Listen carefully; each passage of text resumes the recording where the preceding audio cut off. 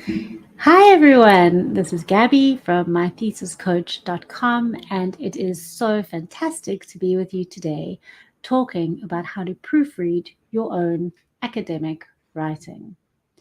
Now, let me be honest with you, I have many years' experience writing academic texts, and even for me, after a day of writing, of seeing black text on a white background, even if it's not a day, even if it's an hour or two of focused writing and really connecting with what I've said and engaging with meaning and thinking really hard. In those situations, even for me, it is super difficult to pick up whether I have made simple proofreading errors in my writing. And by proofreading errors, I mean things like spelling checks, like using a TOO instead of a TO, or like a weather instead of the weather, those kinds of errors. And the problem with those errors is that while Grammarly is incredibly powerful and MS Word is spell check is okay, often they will miss those errors. So one really needs a human eye to help pick those up. So the question is, how can we as academic writers do better in terms of proofreading our own work? Even if we're tired, even if we know a document too well, and even if we really don't feel like it. Okay, so today's video, I want to share with you four things that you can do to support this. The first thing that I want to suggest here in orange is the idea of actually printing the document out. I don't mind working on screens anymore. I found it very hard in the beginning, but these days I don't mind it. But I do often pick up more if I have the document printed and in my hands in front of me. I sit with a pen. I like how I picked up my pen there as I said it. I sit with my pen, I sit with the document, and I actually read it. Just that move away from the screen onto actual paper makes it easier to pick up errors. So that's one way. Now, this one in the gray, read it backwards, might sound a bit crazy. But what happens to me is if I read a document that I've worked on a long time from beginning to end, sometimes that meaning is so familiar to me that I don't kind of pick up the minutiae. I'm looking at the bigger picture instead of the individual things. So when I suggest reading it backwards, I mean, start with the last sentence, read it over. Are there any errors in there? If not, jump to the second last sentence, read that over, fix up any errors. Go to the third last sentence, read that over, and so on and so on. Keep doing it like that.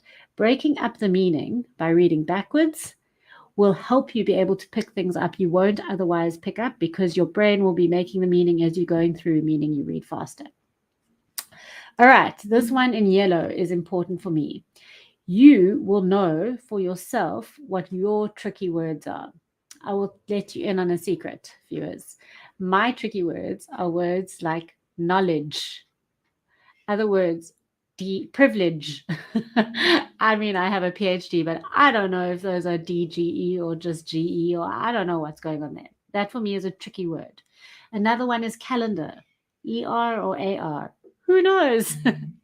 So those words, if you know that those are tricky words for you, you'll have a little trigger that when you write them, you just make sure that you know to check over them.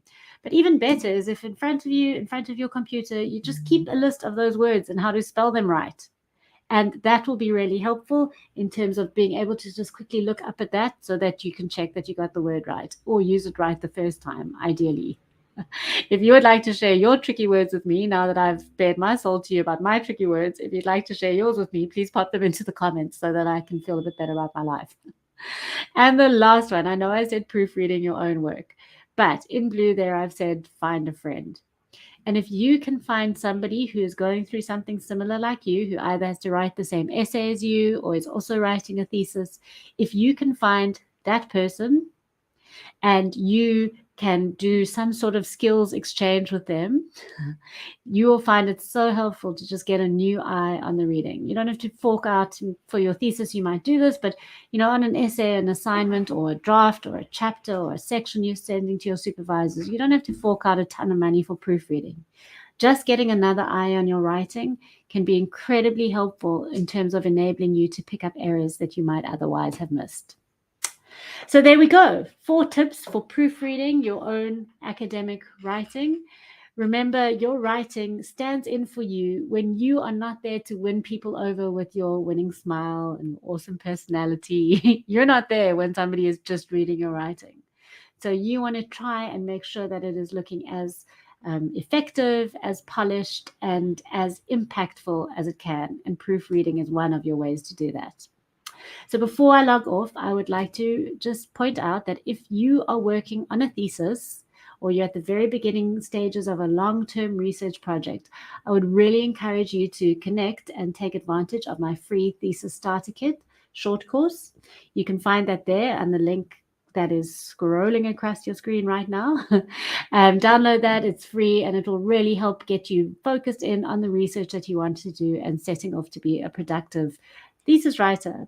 Also, visit mythesiscoach.com at the bottom. You can connect with me via all the usual platforms. Subscribe to this video to find out more, and I will see you next time. Cheers.